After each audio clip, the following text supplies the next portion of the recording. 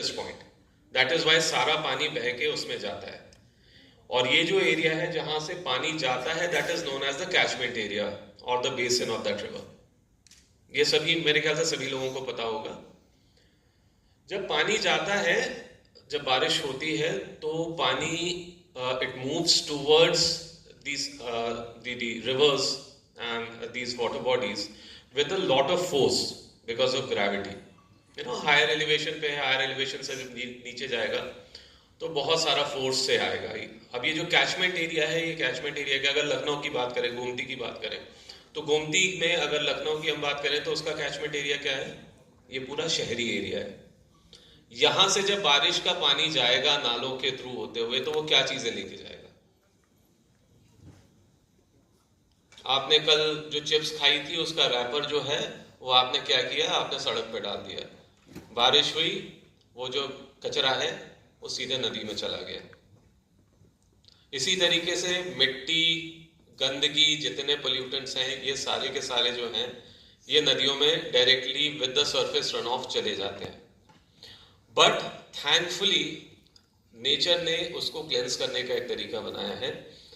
जब ये river swell होती है, रिवर का एक फ्लड प्लेन होता है, जब रिवर स्वेल होती है, बाढ़ आती है जब रिवर में, तो उसके आसपास कुछ नेचुरल डिप्रेशंस में पानी भर जाता है। जब बाढ़ चली जाती है तब भी उसमें पानी जो है वो बच जाता है। ऐसे एरियाज को हम फ्लड प्लेन वेटलैंड्स कहते हैं।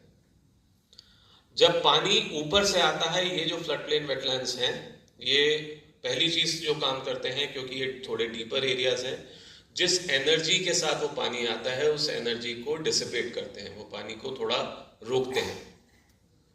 कभी एक्सपेरिमेंट करके अगर आप देखेंगे, मिट्टी आप पानी में घोलने की कोशिश करिए, जब तक आप हिलाते रहेंगे तब तक मिट्टी जो है वो सस्पेंडेड रहेगी। The moment you stop doing that, वो नीचे बैठ जाएगी। एग्जैक्टली वेटलैंड्स भी यही करते हैं। जितना गंदगी है, जितना सस्पेंडेड मैटर है, जितना सस्पेंडेड सॉलिड्स है, उसको वो सेटल डाउन करवा देते हैं। अब ये जो सॉलिड सेटल डाउन होता है, इसमें ऑर्गेनिक मैटर भी रहता है, गंदगी भी रहती है, इसमें सिल्ट भी रहती है। तो पहली चीज तो ये जो पानी है, ये पानी अब आपके बेटर क्वालिटी का हो गया, तो वेटलैंड से जो पानी निकलता है उसका वाटर क्वालिटी बेटर हो जाती है। जो सस्पेंडेड सॉलिड हुआ, ये this is rich in nutrients and organic matter, और उस कारण से ये एरिया जो है ये हाईली प्रोडक्टिव बन जाता है, और उस कारण से सबसे ज्यादा बायोडाइवर्सिटी जो है इस एरिया में रहती है। Because you have everything that is required to support biodiversity. यहाँ पे लाइट है, मैंने बताया 6 मीटर से ज्यादा इसकी डेप्थ नहीं रहती, तो पानी के हर एरिया में लाइट जाती है। The entire zone is euphotic zone. So वहां पे प्राइमरी प्रोडक्टिविटी सबसे ज्यादा होती है। Primary productivity is a term that I would like to discuss. कितने लोग समझते हैं प्राइमरी प्रोडक्टिविटी क्या होती है? Sorry if I am being a little technical, but to explain. Okay, so primary productivity की अगर डेफिनेशन की बात करें तो number of carbon atoms fixed per unit area per unit time is known as primary productivity. And this is very important, number of carbon atoms fixed. हम लोग सभी जूझ रहे हैं क्लाइमेट चेंज से। क्लाइमेट चेंज का क्या रीजन है? कार्बन, है ना? कार्बन को हम उत्सर्जित करते जा रहे हैं। We are actually releasing carbon in huge numbers, huge amounts, and that is actually resulting in a change in the global climate pattern. इसका सोल्यूशन क्या है? इसका सोल्यूशन यह है कि एटमॉस्फेयर से किसी तरीके से ये जो कार्बन है इसको हम सीक्वेस्टर कर लें, किसी तरीके से इसको हम एब्जॉर्ब करवा दें, कहीं पे रोक दें।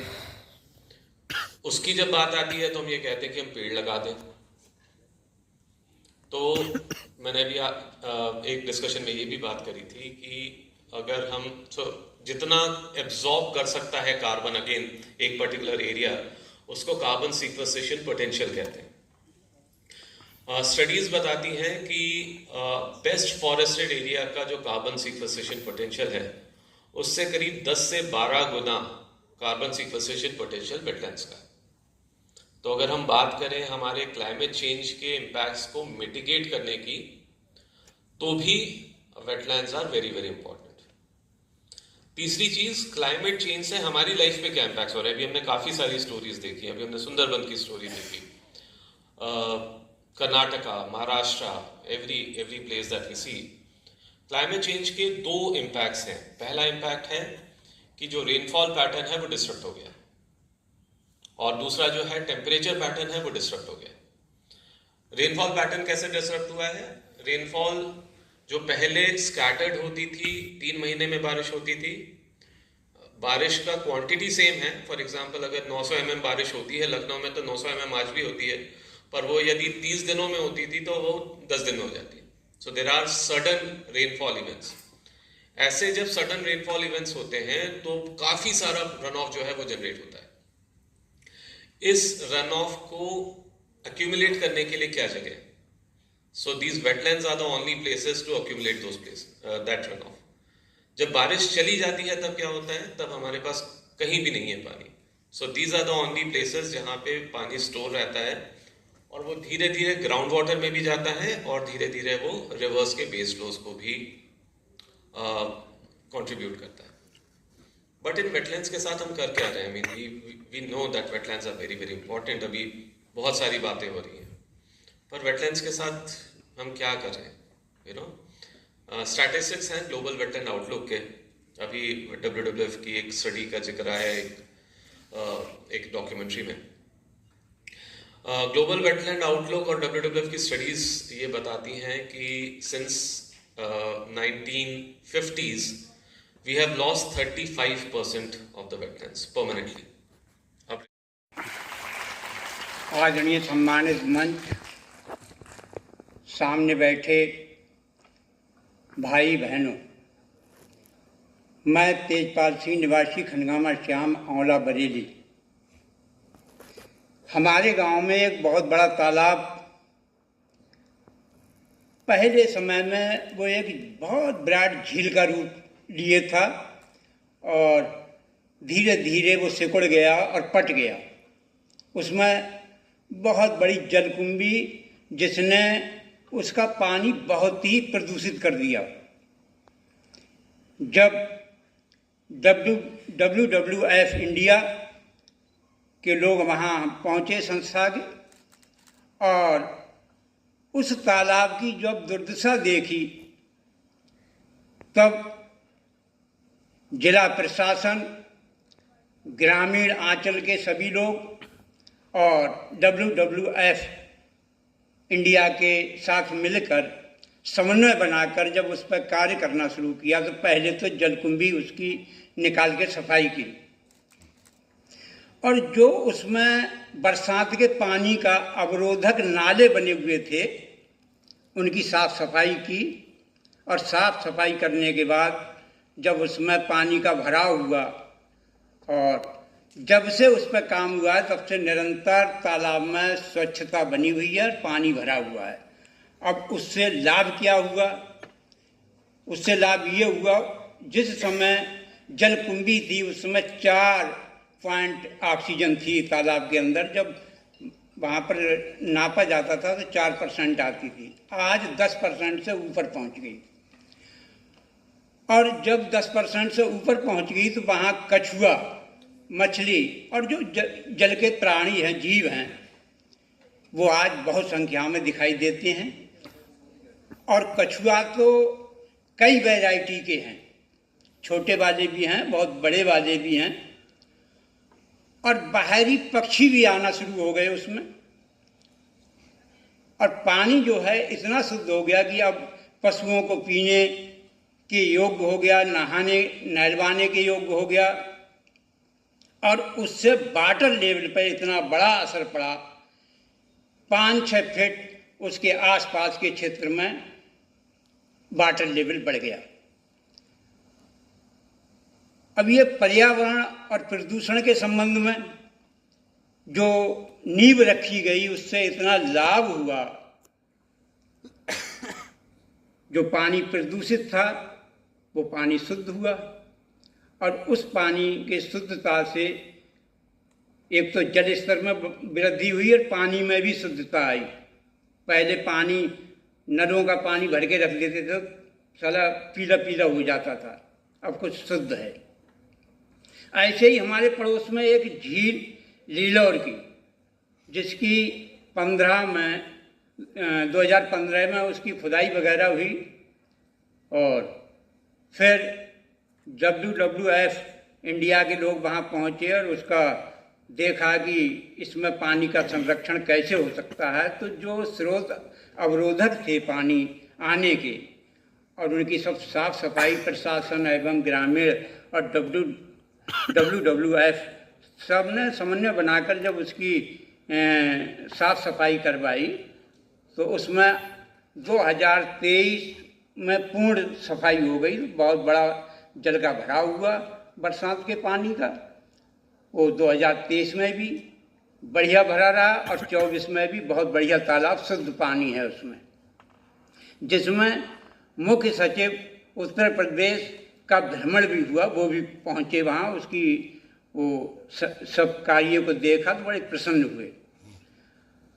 अब WWF इंडिया के द्वारा अमृत पानी की व्यवस्था बताई गई, और उससे जब हम लोगों ने उसका प्रयोग किया, बनाया, तो उससे फसल पर बहुत बड़ा लाभ हुआ। जैसे अभी हमारे मित्रवर ने बताया, कीटनाशक दवाइयों से जो सब्जियां हैं, अनाज है, प्रदूषित हो रहा है, और वही अन्न हम खा रहे हैं, वही सब्जी हम खा रहे हैं, और उससे हम लोगों को गंभीर रोगों से भी टक्कर लेनी पड़ रही है। तो अमृत पानी के छिड़काव से गेहूं जैसी फसल है, उसमें माहू जैसे हैं, कुछ कीट मित्र कीट हैं, कुछ हानिकारक कीट हैं, तो अमृत पानी के छिड़काव से जो हमारे विरोधी कीट हैं, हानिकारक कीट हैं, वो तो हट जाते हैं, और मित्र कीटों को कोई नुकसान नहीं होता है। और कीटनाशक दवाई से मित्र कीट भी मर जाते हैं और हानिकारक भी मर जाते हैं। हानिकारक तो तैयार हो जाते हैं, लेकिन मित्र कीट तैयार जल्दी नहीं हो पाती हैं। और ये अमृत पानी से जो है मित्र कीट बहुत बढ़िया काम करते हैं, और उससे फसल में जो नुकसान होने वाला होता है, जैसे गेहूं में माहू लग रही है, माहू नहीं लगेगी अमृत पानी के छिड़काव से। लाहा की फसल है, सरसों की फसल है, उसमें फफूंदी नाशक है, और जो माहू वगैरह पैदा होती है वो नहीं लगेगी। तो और पशु भी उसमें नुकसान नहीं करेंगे, क्योंकि वो गौमूत्र गौ गोबर से आदि चीज़ों से बनती है, तो उसमें गौमूत्र गौ गोबर होने की वजह से पशु जो आवारा पशु हैं वो उसमें नुकसान नहीं करते हैं। और जैविक खाद के लगने से आपके लिए बहुत सी बीमारियों से राहत मिलती है। जैविक खाद की फसल से शरीर को लाभकारी फसल तैयार मिलती है, और सब्जियां तैयार होती हैं, और हानिकारक जो हैं, जो कीटनाशक दवाइयाँ, उनके नुकसान को हमें नहीं झेलना पड़ता है। तो हमने, और उसी अमृत पानी से हमने अमृत खाद भी बनाया, और ये जलकुंभी जो निकाली उससे भी खाद बनाया। जब खाद बनाया उसको फसलों में लगाया, तो फुटाव जो कल्ले लेने की क्षमता होती है पौधे में, वो काफ़ी अच्छी हुई, पैदावार बढ़ी, और उस पैदावार का हम लोगों ने लाभ उठाया, ग्रामीण लोगों ने। अमृत पानी से हमारे ग्रामीण लोगों ने फ़ायदा उठाया। मेरा तो इतना ही मानना है कि ये रासायनिक खादों की जगह अगर जैविक खाद पर ज़्यादा सभी लोग निगाह डालें, तो शायद बहुत सी बीमारियों से हमें राहत मिलेगी, और बढ़िया अन्न और बढ़िया सब्जी हमारे लिए प्रयोग के लिए मिलेगी। तो जो हमारे विचार में था वो हमने आपके लिए सब आपके सामने रख दिया, और मैं सबको नमन करता हूँ। कोई मिस्टेक हो तो उसे क्षमा करना साहब। बहुत बहुत धन्यवाद तेजपाल सिंह जी। आप जो स्वयं कर रहे हैं वो आपने दूसरों के लिए भी एक मार्ग रखा है अनुकरण करने के लिए। अब मैं इसी श्रृंखला में हमारे साथी हैं हिमांशु शर्मा जी, जो दूसरे ज़िले कासगंज ज़िले में यही अभियान को, झीलों का प्लस नदियों के अभियान को WWF इंडिया के लिए बढ़ाए हुए हैं। हिमांशु शर्मा जी।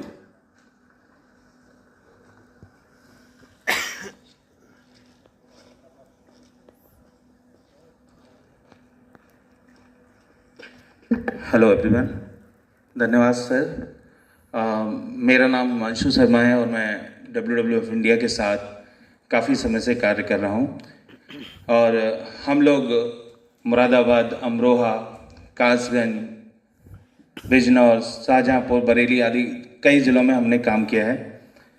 और हम जब भी कहीं जाते हैं, आप सभी जानते हैं कि अगर कोई नई संस्था कहीं पे काम करने जाए, कुछ बताने जाए, तो बहुत जल्दी से उस पर यकीन नहीं किया जाता। काफ़ी फ्रॉड होते हैं, बहुत लोग यकीन नहीं करते। तो जैसा आप अभी देख रहे हैं कि अमृत पानी के बारे में यहाँ पे बता रहे हैं, ऐसे ही कासगंज में मैं आपको एक बात बताता हूँ कि कासगंज में जब हम लोग काम करने गए, तो वहाँ पर एक गांव है लक्ष्मीपुर। वहाँ के किसानों के बीच जब हम लोग पहुँचे और हमने उन्हें बताया कि आप लोग जो अपने खेतों में ये रासायनिक खाद, कीटनाशक का प्रयोग करते हैं, ये कहीं ना कहीं आपको ही वापस मिलता है और इसका काफ़ी नुकसान हो रहा है आपके खेतों में, आपकी फसल पे, उससे आपके शरीर पे भी नुकसान हो रहा है। साथ ही साथ वहाँ पे हमने देखा, वहाँ एक बहुत बड़ा तालाब है नज़दीक में और उस पर सारस बैठते थे। तो हमने उनको ये भी बताया कि आपके बीच में ये तालाब है, इसमें सारस बैठते हैं और कहीं ना कहीं तालाब आपके ग्राउंड वाटर को रिचार्ज करता है, तो उसका पानी आप पीते हैं।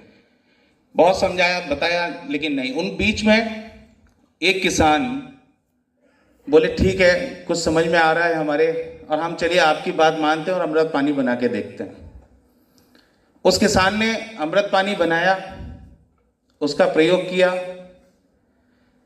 जब उसके खेतों में अंतर दिखना शुरू हुआ, उसकी फसल में अंतर दिखना शुरू हुआ, तो उसके ही पड़ोसी खेत वाले बोलते हैं कि कौन सी दवाई लगाई? तो उसने कहा कि हमने जो दवाई लगाई वो तो हमने घर पे ही बनाई, हम कहीं बाहर से लाई ही नहीं। ये कौन सी दवाई? कह रहे कुछ दिन पहले जो एक संस्था आई थी WWF, याद है? उनके लोग आए थे, उन्होंने आपको बताया था कि गोबर से, गौमूत्र से, गुड़ से, बेसन से बनाओ। आपने कहा कुछ नहीं होगा इससे। मैंने बनाई और वो मैंने प्रयोग की। आप देखो अंतर दिख रहा है कि हाँ दिख रहा है। तो वो बोले कि ऐसा करो, हमको थोड़ी सी दे दो। उसने कहा मैं नहीं दूंगा। कि अरे यार ऐसे कैसे, घर पे बनी है, हमें दे दो। बोले खुद बनाओ, उनको फोन करो और बनाओ। तो हमें आज की डेट में उन्होंने बनाया, उसका प्रयोग किया। आज उस गांव के 90% किसान अपने घर पे अमृत पानी बनाते हैं और अपने खेतों में प्रयोग करते हैं। इस बात को जब हमने जिला गंगा समिति के माध्यम में जिले के अधिकारियों को बताया कि सर ऐसा एक गांव है जिसमें किसान आज भी लगे हैं, जो जैविक खेती कर रहे हैं, अमृत पानी का प्रयोग कर रहे हैं, उनको बताया कि सर अमृत पानी यह है, घर पे ही उपस्थित चीज़ों से बनाई जा सकती है। तो CDO साहब बोले कि हम उस गांव को देखना चाहेंगे कि क्या हकीकत में कुछ चेंज हुआ है या नहीं हुआ। तो उस गांव में गए, जाके किसानों के खेतों में गए, देखा उनका खेत, क्योंकि वो खुद जमीन से जुड़े हुए थे। तो उन्होंने वहां पे जो बता रहे थे वो नहीं माना। उन्होंने कहा कि नहीं, मैं तुम्हारा खेत देखना चाहता हूं। खेत में गए, देखने के बाद में उन्होंने लौट के आके बोला कि हाँ, संस्था द्वारा जो काम किया गया उससे जमीन में काफी अंतर देखा, फसल में अंतर देखा मैंने। और मैं ये चाहता हूं कि संस्था के जो भी यहाँ पे बंदे हैं, वो मेरे ऑफिस के पास जो मेरा घर है, मेरा आवास है, वहाँ पे मैं सब्जियां और वो अपने खाने के लिए करता हूँ और आगे वो ही अमृत पानी से मेरे सब्जियां पैदा हों।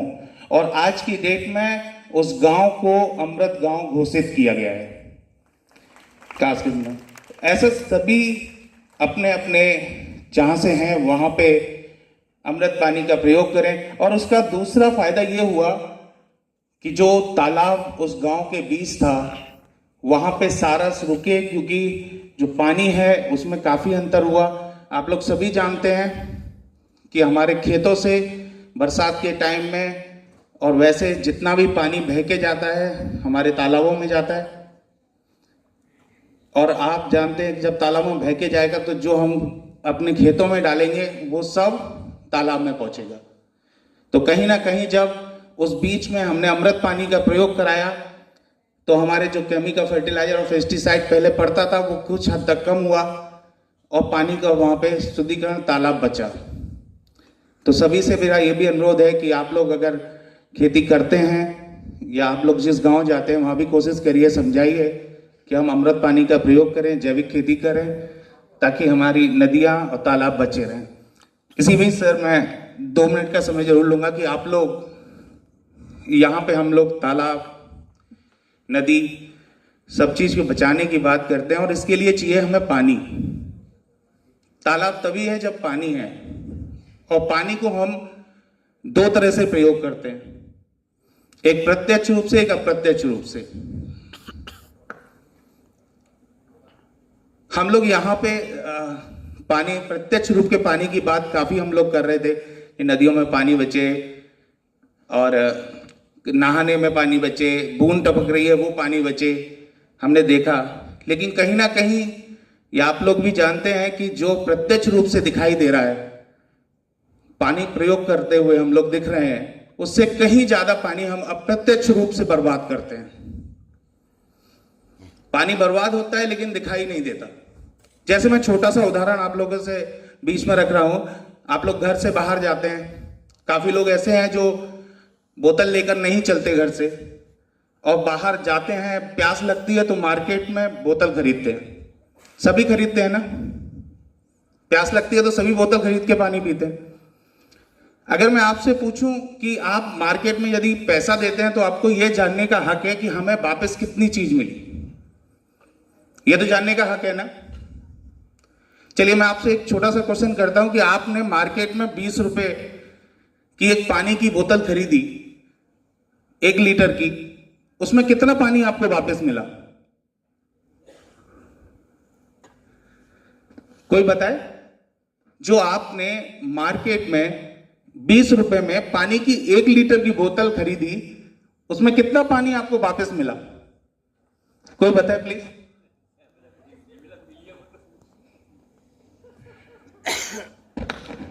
मैं क्वेश्चन दोबारा से पूछ रहा हूं, आपने मार्केट में 20 रुपए दिए, पानी की 1 लीटर की बोतल खरीदी, उसमें कितना पानी आपको मिला बता दीजिए।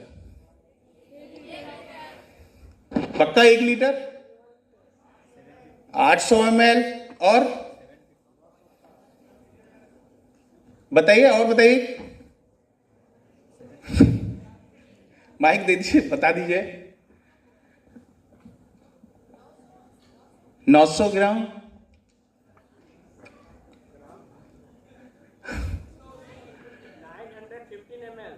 915 ml, ठीक।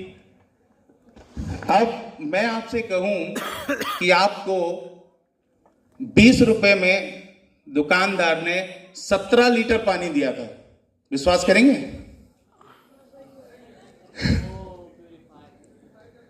यस, आपको दुकानदार ने 20 रुपए में 17 लीटर ही पानी दिया था, और 1 लीटर पानी वो था जो प्रत्यक्ष रूप में आपको दिख रहा था, और वो क्या किया आपने? पी लिया। लेकिन 16 लीटर पानी खर्च करके बनी हुई उस प्लास्टिक की बोतल को आपने फेंक दिया। तो इनडायरेक्टली आपने अप्रत्यक्ष रूप से जो 16 लीटर पानी खर्च करके जो बोतल बनी थी वो आपने फेंक दिया। 16 लीटर पानी बर्बाद हुआ, साथ साथ प्रदूषण भी हुआ। तो हम कहीं ना कहीं जहां प्रत्यक्ष रूप से पानी की बचाने की बात करते हैं, वहां हम अप्रत्यक्ष रूप के पानी पर भी ध्यान दें। यही मैं आपसे कहना चाहूंगा और अपनी बात विराम करूंगा। धन्यवाद। धन्यवाद, धन्यवाद हिमांशु जी। अब मैं दोबारा आ रहा हूँ तालाब की बातों के लिए, और इसी तालाब की बातों में मैं अपने साथी विकास मौर्य जी को बुलाना चाहूँगा, जो इनके द्वारा, क्योंकि जैसे ही अलग अलग गाँव में ये लोग भ्रमण करते हैं, उसी गांव में तालाब में सारस के ऊपर किस तरीके से इन्होंने मिल करके गाँव वालों के साथ वहाँ पे सारस के एक्स को प्रोटेक्ट किया था। विकास मौर्य जी।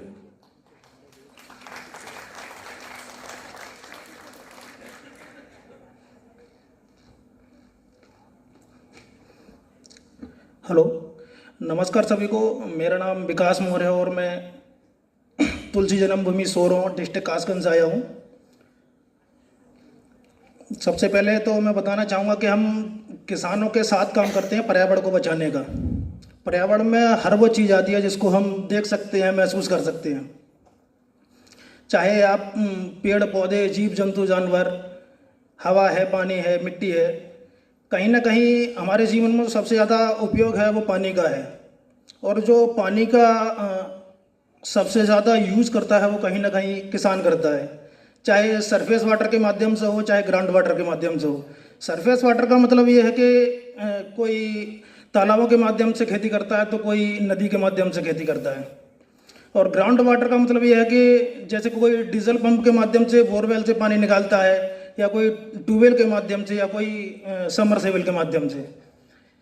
इसमें जिस प्रकार से पानी की जो सुविधाएं हुई हैं, कहीं ना कहीं किसानों के द्वारा ज़्यादातर फसलों में अधिक से अधिक पानी लगाना होता है।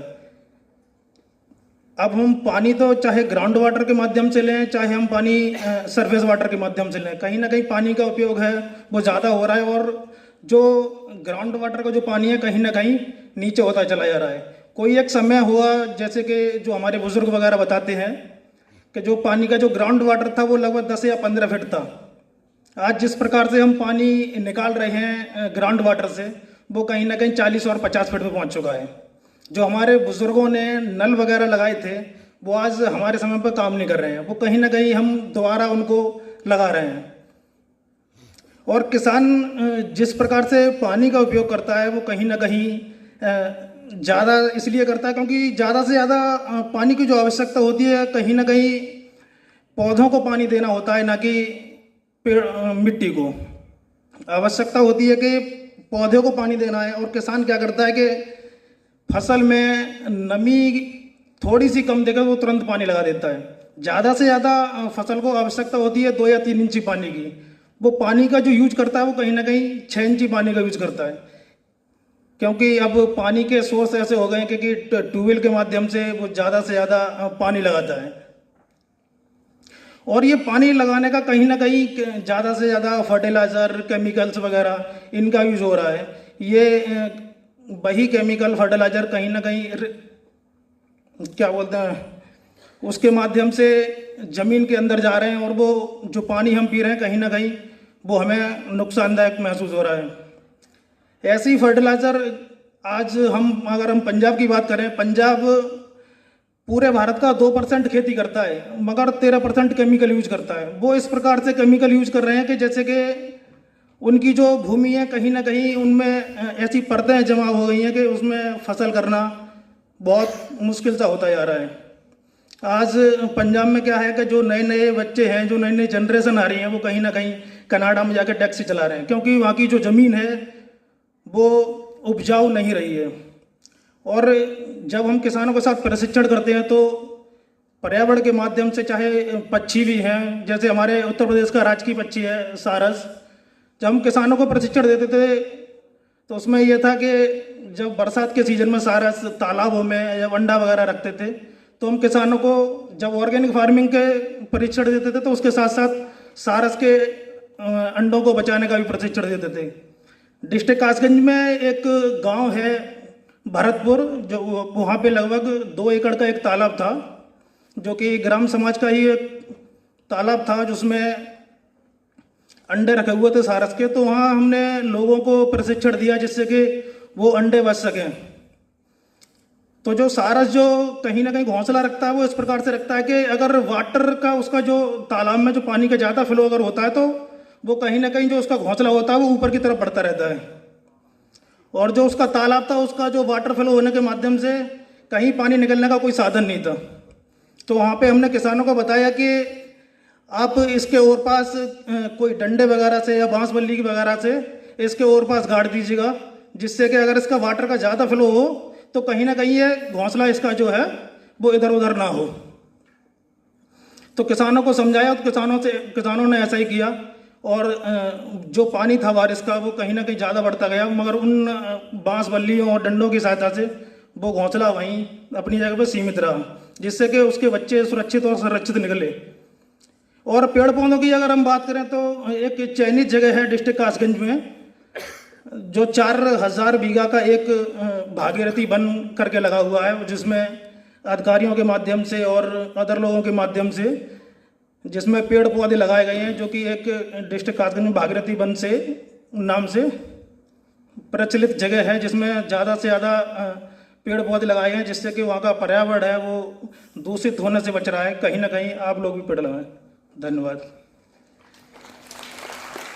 धन्यवाद विकास। ये जो विकास अभी वन की बात कर रहे थे, ये अपने जिला कासगंज में मानव निर्मित वन कहा जाएगा। वहाँ पे एक डीएफओ महोदय रिटायर हो गए, वशिष्ठ जी थे, और वर्तमान में भी जो बुलंदशहर में डीएम हैं श्री सीपी सिंह जी, वो उस वक्त थे। और नमामि गंगे परियोजना के अंतर्गत जो हम लोग प्लांटेशन ड्राइव करते हैं, जैसे अभी जुलाई में रिसेंटली सरकार ने प्लांटेशन ड्राइव कंप्लीट करी है, तो उसमें उन्होंने विचार रखा कि क्यों ना हम यहाँ पे एक वन को बना लें। हमारे पास सरकारी ज़मीन काफ़ी उपलब्ध है, और वो इनक्रोच ज़मीन थी, मतलब लोगों ने गंगा किनारे की कई हेक्टेयर ज़मीन थी इनक्रोच करके रखी हुई थी। और वो इतने सख्त डीएम थे, रातों रात उन्होंने डीएफओ साहब से बोला कि मैं ऑर्डर निकाल रहा हूँ और आपके पास इतने पेड़ होंगे कि आप रातों रात प्लांटेशन करा सकें वहाँ पे।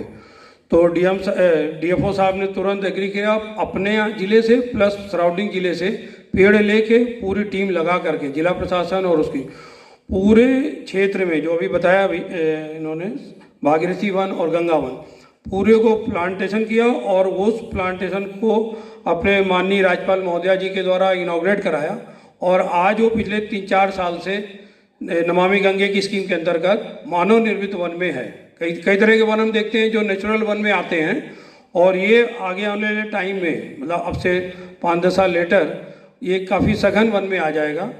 तो इसका दोनों ही तरह से एक मिसाल आती कि अगर हमारे ज़िले में सक्षम अधिकारी हैं, जो क्योंकि स्कीमें गवर्नमेंट की वही हैं, सारी स्कीम वही, सारे रिसोर्स गवर्नमेंट के वही, लेकिन उन्होंने प्रदेश में अलग से नाम किया है मानव निर्मित वन करके, और वो 2 ट्रांसफ़र होके चले गए, लेकिन उस ज़िले को एक अच्छा योगदान देके गए हैं, जो आगे आने वाले टाइम में अच्छा फलीभूत होगा आगे।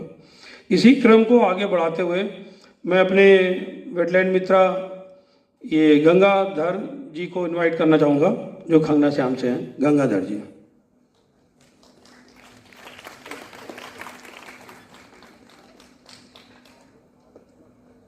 नमस्कार, मैं गंगाधर मौर्य खंडगामा श्याम औला बरेली से हूँ। देखिए, सारी बातें सभी लोगों ने समझा दी, अब कहने को तो कुछ नहीं है। अब बात आए अमृत पानी की। हमारे वाजपेयी जी हमारे यहाँ पहुँचे और बोले, मौर्य जी एक अमृत पानी बना लो। हमने सोचा कि यार क्या अमृत पानी यार छोड़ो यार, क्या इससे क्या होगा लाभ। बोले नहीं, बना लो। हमने खर्चा कितना आएगा? बोले खर्चा सिर्फ 100 रुपये का है। अब साहब अमृत पानी बनाया। अमृत पानी जब बनाया तो उन्होंने कहा भैया गेहूँ में छिड़क देना और फिर लाभ देखना। तो सबसे पहले लाभ हमारे लिए आवारा पशुओं से मिला। जब आवारा पशुओं से मिला तो पड़ोसी बोले कि भैया मौर्य जी, आपने भैया तुम रखाने तो क्यों नहीं जाते हो, तुम्हारे क्यों नहीं खाए और हमारे क्यों खा लिया हमारे पशुओं ने। हमने कि भैया एक वाजपेयी जी आए हमारे यहाँ और उन्होंने दवाई दे दी। बोले यार दवाई हमको भी दिलवाओ। तो हमने कि दवाई वो ऐसे नहीं देते हैं, वो 15 दिन का टाइम लेंगे, तब जो है गैयों से निजात मिलेगी। पर ये सारी बातें छोड़ो। अब इसके फायदे सभी काश्तकार लोगों को अमृत पानी से अच्छी कोई सौदा नहीं है। और अमृत पानी अधिकतर लोग धान की फसल में लगाएं, और धान की फसल में लगाएंगे तो बैक्टीरिया पैदा हो गए, अधिक से अधिक बैक्टीरिया पैदा होगा। बैक्टीरिया स्रोत खोल देगी जमीन के, जमीन में अंदर पानी जाएगा, जल स्तर आपका बढ़ता जाएगा। सबसे मेन चीज़ अमृत पानी की यही है और इसकी बात। धन्यवाद। धन्यवाद गंगाधर जी। अब इसी क्रम में जो हमारे बरेली में एक जो झील का नाम लिया था हमारे साथी ने, लिलौर झील, और उसमें बताया था मुख्य सचिव महोदय आए थे, तो ये लिलौर झील का नाम अगर कभी आप देखेंगे, ये महाभारत काल की झील है जिसमें यक्ष प्रश्न पूछे गए थे आके, तो उस झील का ये पौराणिक महत्व है। तो जब और जो हमारे पहले के श्री दुर्गा प्रसाद मिश्रा जी जो मुख्य चीफ सेक्रेटरी थे, उनके बीच में लोगों ने बात रखी जिला प्रशासन ने, तो इन्होंने शहर से इसको इन्विटेशन स्वीकार किया और स्वयं आके बोले मैं उस झील का भ्रमण करूंगा, क्योंकि जिला प्रशासन के साथ हमारे डॉक्टर दुबे साहब और पूरी टीम मिल करके उसके कुछ अलग अलग जो चिन्हित ज़िले हैं, जैसे बनारस है, हमारा ये बरेली हुआ और मुरादाबाद है, इन ज़िलों में हम लोग कुछ जगह स्वयं के द्वारा भी काम कर रहे हैं। जैसे अभी बताया, कुछ झीलों को हम लोगों ने अपने के द्वारा उसका जितना भी डिवीडिंग कराई है और जितने इंटरवेंशन करके रखे हैं, और कुछ में हम लोगों ने टेक्निकल गाइडेंस किया है जिला प्रशासन को, जिसको जिला प्रशासन आगे लेके जा रहे हैं। उन्हीं में ये लिलौर झील थी जिसके लिए चीफ सेक्रेटरी आए थे और पूरा क्लोज लूप देखा था कि डिवीडिंग से लेके उसका फर्टिलाइजर बना करके सराउंडिंग्स में भी हम वेटलैंड के अलावा जो इंटीग्रेटेड प्लांट बना के दिए हैं जिले को, उस वाले में किस तरीके से वेटलैंड कंजर्व होकर आगे रह के। और इन्हीं कामों को जो हमारे एक साथी हैं जो बरेली में देख रहे हैं, राजेश जी, मैं उनको बुलाना चाहूँगा, राजेश कुमार।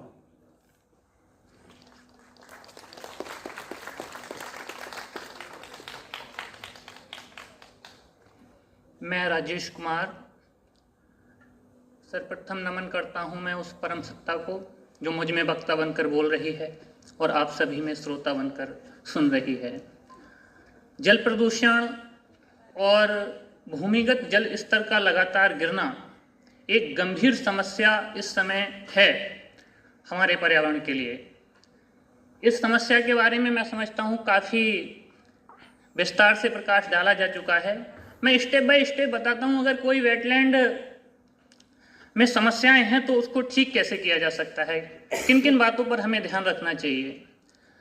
2022 में हम लोगों ने बरेली ज़िले में लगभग 3 वेटलैंड चिन्हित किए जिनमें बहुत सारी समस्याएं थीं। वेटलैंड गर्मियों के दिनों में सूखे हो जाते थे, उनमें पानी नहीं रहता था, वहाँ के जो जलीय जीव थे उनको जल न रहने के कारण तमाम प्रकार की समस्याएं होती थीं। तो हमने सबसे पहले ये कोशिश की कि इसका जो कैचमेंट एरिया है इन तालाबों का, इन वेटलैंड्स का, उसमें कहीं कोई अवरोध तो नहीं है। जो पानी लाने के इनलेट हैं उनमें तो कहीं अवरोध नहीं है। तो एक सर्वे कराया, टोपोग्राफी सर्वे लिलौर झील पर हमने। तो उसमें हमको जानकारी मिली कि जिस समय लिलौर झील अपनी प्राकृतिक अवस्था में थी उस समय एक नाला आता था, उस झील में गिरता था और वो प्राकृतिक पानी को झील में लेकर आता था।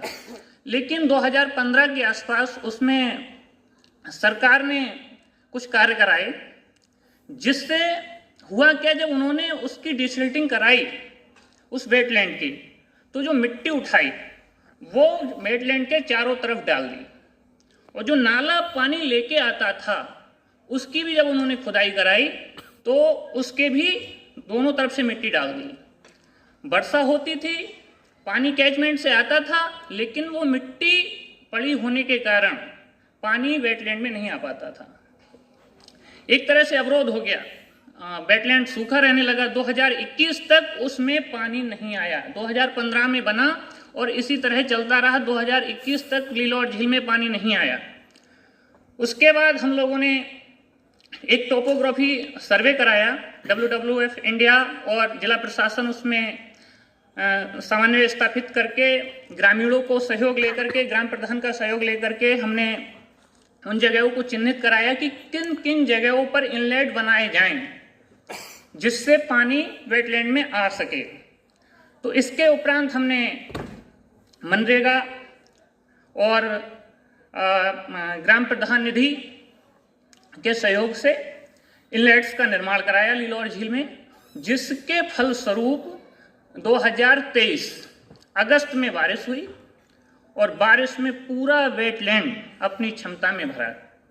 और इतना अच्छा वहाँ पर दृश्य हुआ कि तत्कालीन DM शिवाकांत द्विवेदी जी वहाँ आए, उन्होंने देखा और उन्होंने उसकी काफ़ी प्रशंसा की और उसी प्रशंसा की कड़ी में उन्होंने चीफ सेक्रेटरी उत्तर प्रदेश सरकार को भी वहाँ विजिट कराया। इसी प्रकार ये तो हो गया पानी लाने का तरीका कि अगर कोई तालाब में कोई प्रॉब्लम्स हैं तो सबसे पहले हमको ये देखना है कि दिक्कतें क्या हैं, उन दिक्कतों को किस प्रकार से हम सही कर सकते हैं। जैसे लीलोर का उदाहरण मैंने बताया कि उसमें जो पानी आने के रास्ते थे उनमें अवरोध था। ऐसे ही एक बहोड़ा खेड़ा था, वहाँ भी सरकार ने उसमें कृत्रिम चीज़ें कराई, उसमें ब्लॉक बनवाए, वहाँ भी पानी लाने के रास्ते नहीं छोड़े गए, वहाँ भी हमने सेम प्रोसेस को अपनाया। अब दूसरी चीज़ का हमको ये भी ध्यान रखना होता है कि जो वेटलैंड में पानी आए वो कम से कम प्रदूषित हो। उसके लिए हमने जो कैचमेंट एरिया के किसान थे उनको प्रॉपरली प्रशिक्षण दिया कि आप कम से कम रासायनिक दवाओं का प्रयोग करिएगा। उन्हें बताया कि आप अगर आपको जानकारी होगी तो कुछ कीट ऐसे हैं जिन्हें साधारण जैविक दवाओं से मारा जा सकता है। बहुत सारे कीट ऐसे हैं जिन्हें बहुत सारे इंसेक्टिसाइड या फिर पेस्टिसाइड के प्रयोग करने की आवश्यकता नहीं होती है। जैसे हमारे किसान बताते थे कि हमारे खेत में, गेहूं के खेत में माहू का बड़ा प्रकोप रहता है और हम लोगों को प्रति एकड़ 300 से 400 रुपए खर्च करना पड़ता है। हमने उनको कहा आप अमृत पानी का प्रयोग करके देखिएगा एक बार। उन्होंने अमृत पानी का प्रयोग किया। मार्च अप्रैल में ये कीट लगता है माहू, जिसे एफिड भी कहा जाता है, और इस पर अगर अमृत पानी का प्रयोग कर दिया जाए, छिड़काव कर दिया जाए तो ये 3 दिन के अंदर अंदर खत्म हो जाता है। तो एक प्रकार से फसलों को भी फायदा हुआ। दूसरा, जो फसलों में जो इंसेक्टिसाइड प्रयोग करते हैं उसके दुष्प्रभावों से भी हमें राहत मिली। दूसरा, हम लोग किसानों को पानी की बचत, सिंचाई की दक्षता बढ़ाने के भी उपाय बताते हैं, जिसमें सबसे मेन जो काम था हमने कराया दीबना में। वहाँ गन्ने की खेती होती थी। किसान जो अपनी खेती करते थे वो सीधे गन्ना बो देते थे फ्लैट मेथड से और पूरे खेत में पानी लगाते थे। उस सीधे गन्ना बोने में, फ्लैट मेथड से गन्ना की बुवाई में एक बार सिंचाई करने में 1 एकड़ खेत में 6 घंटे समय लगता था पंप सेट से। हमने उनको ट्रेंच मेथड अपनाने के लिए कहा, उन्होंने ट्रेंच मेथड अपनाया। वही खेत, वही गन्ने की फसल 4 घंटे में, 1 एकड़ खेत 4 घंटे में भर गया, जिससे पानी की बचत भी हुई, किसान का पैसा भी बचा। तो मैं यही आपसे अनुरोध करना चाहूँगा कि किसानों, ग्रामीण क्षेत्रों में खास तौर से जितनी बचत किसान अपनी खेती के माध्यम से जल की कर सकते हैं वह और कोई नहीं कर सकता। धन्यवाद। धन्यवाद राजेश जी, और धन्यवाद सब्यसाची जी। अब आपका टाइम जितना था, थोड़ा सॉरी मैं 10 मिनट आगे गया, लेकिन अपॉर्चुनिटी देने के लिए CMS का, GIZ और अंबेडकर यूनिवर्सिटी का बहुत बहुत धन्यवाद। लास्ट में एक पॉइंट ये रखना चाहूँगा, जो हमारे साथियों ने जो बातें रखी और प्लस एक शुरुआत के समय ही बात हो रही थी नदियों के संरक्षण की और उनसे कैसे तालाबों को हम लोग कर सकते हैं। तो नदियों, क्योंकि जितनी भी नहरें हैं, हम लोग हर ज़िले में, हर राज्य में नहरें हैं और नदियों से ही नहरें निकली हैं। लेकिन ये नहरें जब बनाई गई थी तो उसमें अंग्रेज़ों के समय बनाई गई थी, तब पॉपुलेशन कम थी और जगह हमारे पास काफ़ी ज़्यादा थी। तो जहाँ पे अंग्रेज़ों ने नहरों का टेल है, जहाँ से नहर नदी से निकाली, उसको हम लोग हेड पोर्शन बोलते हैं, और जहाँ पे जितनी सीमा तक उन्होंने नहर बनाई उसको हम लोग टेल बोलते हैं, जहाँ नहर ख़त्म हो गई। और उसके बाद अपना छोड़ दिया, तब से आज तक करीब 60-70 साल से ऊपर ही हो रहा है, नहरें अपना चलती रही आके।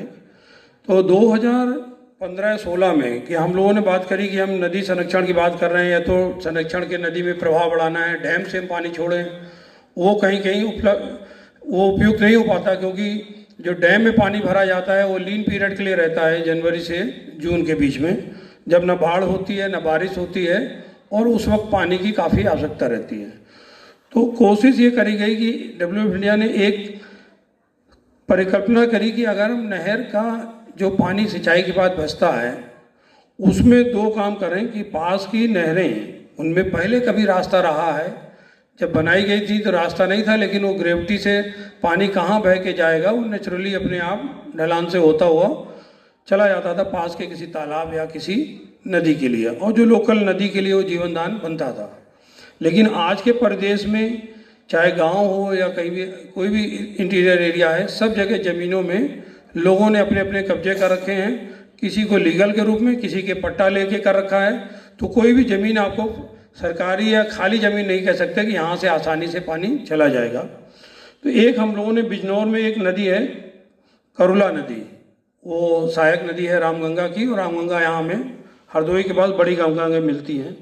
तो हम लोगों ने कहा सोचा कि एक कोशिश करके देखते हैं कि जो नहरें जहाँ ख़त्म हो जाती हैं, अगर हम वहाँ से नहरों का पानी जो किसान सिंचाई के बाद बचाता है, उसको अगर कहीं हम लोग सरकार के साथ मिल करके, सिंचाई विभाग के साथ मिल करके किसी एक नदी को जोड़ के देखें, अगर ये संभव होता है तो एक क्लोज लूप वाली बात हो जाएगी कि नदियों से हमने नहरें निकाली बड़ी बड़ी, और उसमें से जो बचा हुआ पानी है जब सिंचाई की काम पूरा हो गया तो वापस हम नदी में डाल रहे हैं। और अगर ये प्रयोग सफल होता है, इसको फिर हम लोग जिला स्तर, राज्य स्तर और केंद्र के स्तर पर लेके जाएं। तो 2017 में हम लोगों ने इस परिकल्पना के साथ बिजनौर ज़िले में इस स्टार्ट किया काम। 1-1.5 साल लगा, क्योंकि इंक्रोचमेंट की जैसी अवस्था बताई, किसानों ने भी इंक्रोच कर रखा था वो रास्ते को, उनको समझाना और समझाने के बाद उनका नुकसान भी ना हो खेती में, उस चीज़ को लेते हुए एक पैसेज का निर्माण कराना और फिर वापस पानी हमारा नदी में जा सके। तो ये सफलता हमको 2019 में मिली आके, काफ़ी किसानों को समझाने के बाद और कुछ तकनीकी रास्ता निकालते हुए। आज की तारीख में बड़ी खुशी हो रही है कि 3-4 जिलों में ये अभियान हमारा करीब 100 नहरों से ऊपर जा चुका है, और ये मुरादाबाद, बिजनौर और अमरोहा ज़िले में हमारे जो 3 बड़े बड़े तालाब हैं, उनमें भी इसी नहर से आज की करीब ये अभी मार्च का आंकड़ा था 220 मिलियन पानी हम लोगों ने नहरों से बचा करके तालाब में डाला है, कि जो अगले बारिश सीजन शुरू होने के पहले अभी भी उनमें पानी उपलब्ध रहता है। इसी के साथ मैं सभा के समापन के लिए करता हूँ, और अपने जो हमारे मित्रास हैं उनके लिए धन्यवाद, और हमारे साथी डेवलप इंडिया के लिए आप सभी लोगों को बहुत बहुत धन्यवाद।